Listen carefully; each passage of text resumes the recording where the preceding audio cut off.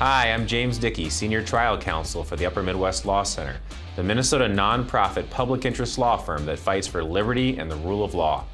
Welcome back to Minnesota Law Weekly, where Doug Seaton and I update you on important developments on legal issues in Minnesota. We are back in studio this week after filming on location last week at the Minnesota State Capitol. And today we are talking about yet another new set of cases UMLC has filed related to election integrity measures. Also, a recent setback for government transparency at the Minnesota Supreme Court, and our upcoming oral argument on behalf of the Minnesota Automobile Dealers Association against the Pollution Control Agency in the Minnesota Court of Appeals. We're going to start this week with a question for you. How many duplicate voter registrations should Minnesota's voter rolls have? The answer in my mind is 0, and I am sure many of you answered the same. And according to federal law, you and I are right.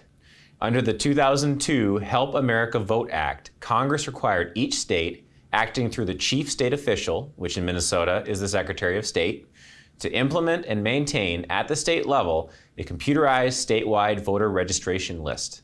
This maintenance must take place on a regular basis and shall be conducted in a manner that duplicate names are eliminated from the computerized list.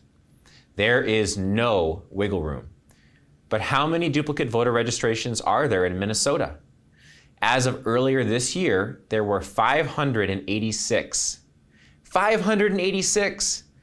As a result, we brought a lawsuit against the Secretary of State over the summer. But in that case, the Secretary of State argued that it was the county auditor's job, not his, despite the requirement that elimination of duplicates occur at the state level.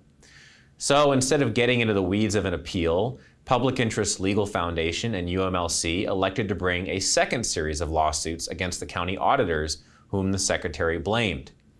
And as the foundation was doing research on these, they also discovered that several of these duplicate voter registrations led to double votes in the 2020 election. The number is small, but any number above 0 is unacceptable. We filed these lawsuits with the Secretary of State, and we now have claims proceeding against Hennepin, Ramsey, Dakota, Olmsted, Nicollet, and Todd counties.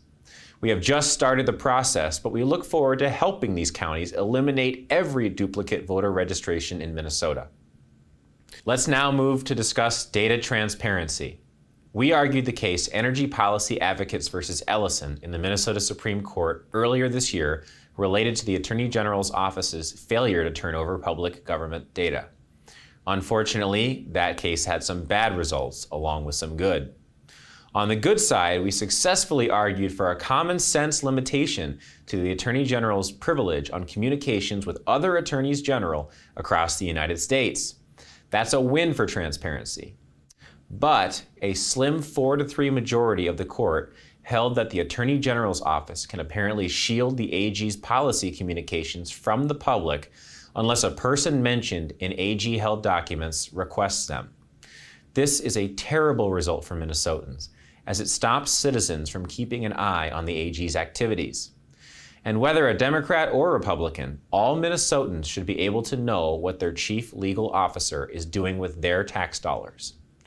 The court did appear to leave open to interpretation some issues that may need to be decided as time goes forward, and even in this case, which could potentially limit this ruling. But it does not appear good for government transparency in Minnesota. Finally, I'd like to update you on our case against the California car rules. As you know, we defeated the Minnesota Pollution Control Agency's attempt to end our case prematurely. Now, on October 10th, we just filed our reply brief in the Court of Appeals, and we pointed out something we all know, and as I covered on a recent episode, Minnesota is not California, and the Minnesota Pollution Control Agency cannot give Minnesota lawmaking power to California's unelected regulators. Now we move to the oral argument. On November 3rd at 11:15 a.m. at the Court of Appeals in St. Paul, I will argue on behalf of the Minnesota Automobile Dealers Association in this important case. As usual, you can attend the oral arguments in person with limited seating, or you can listen to a recording of the argument afterward on the Minnesota Court of Appeals website. Well, that's it for this week on Minnesota Law Weekly. You can learn more about the Upper Midwest Law Center's many cases by visiting umlc.org. And you can also make a confidential tax-deductible donation on our website or by sending us a check. We are a fully donor-supported, zero-charge nonprofit law firm, so we need your help to pursue all of our cases. Thank you, and we'll see you next week.